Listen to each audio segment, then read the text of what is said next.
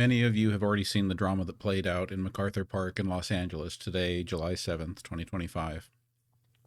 And that's what it is. It's a lot of drama. We've got a lot of different videos. This is one of the ones that I feel like is really kind of telling and raises many questions. And that's where I am on this video, is wanting to focus on a question. The question I have is, why use tactics like this? Why would you want to approach immigration enforcement in this manner? Because to me, one of the things that's apparent is this doesn't look like an efficient or effective or productive way to actually get the job done, to actually do what their mission calls for. What it seems to do is, number one, it could be deterrence or intimidation. A large-scale, visible show of force may be intended to scare undocumented immigrants into leaving voluntarily or discourage others from entering. Okay. Political theater. Well, whether that's the purpose or not, I think we can all agree that it is political theater, whether it's intended to be or not. Next would be a media distraction. So maybe this is intended to distract us from other things that are going on.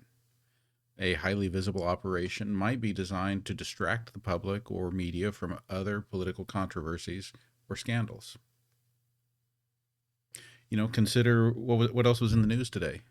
The whole Epstein file announcement by the Trump administration, or the Trump DOJ, that there is no list. Even though it was recently spoken about by Pam Bondi, saying it was on her desk. It could be designed to provoke a public response. That's one of my concerns, that authorities may anticipate public outcry, which can then be used to justify future crackdowns or frame opposition as extreme. It could be preparation for legal or policy shifts, a precursor to rolling out new laws, court decisions, or changes in enforcement priorities. It could be pressure on local governments there. That could be what it's about. A federal show of force could be aimed at intimidating sanctuary cities or pushing local officials to comply with federal immigration policies. It could be a signal to international audiences. Harsh enforcement might be used to send a message abroad to deter would-be immigrants. It could be for internal morale or training. Sometimes large operations serve dual purposes, demonstrating capacity, boosting internal agency morale. I think if that's the case, if that's what they're trying to do, I think that's absolutely abhorrent, disgusting, and pathetic. It could be that the raid is surveillance cover. Provide a reason to conduct mass data collection, surveillance, or biometric capture under the radar. And it could be experimentation or testing, basically testing the limits. Might be a trial run for new enforcement methods, technologies, or interagency coordination tactics.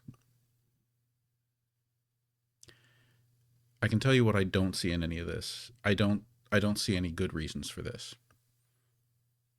I don't see any solid justifications for this being the way that immigration enforcement should be conducted. When this operation started, it's reported that there were about 20 children in the park.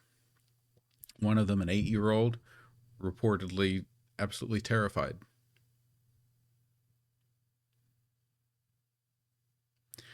It's where some would argue, you know, none of this is a big deal so long as, you know, you are not an undocumented immigrant. Well, the thing is this is impacting people who are citizens. It's impacting people who are documented immigrants.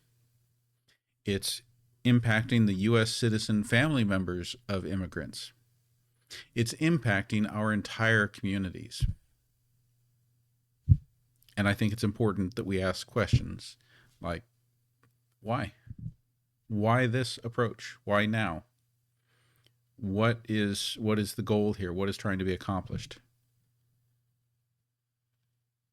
Because it sure does look to me like it's all about fear and terror. And I don't like the idea that our own federal government might be acting like a domestic terror organization.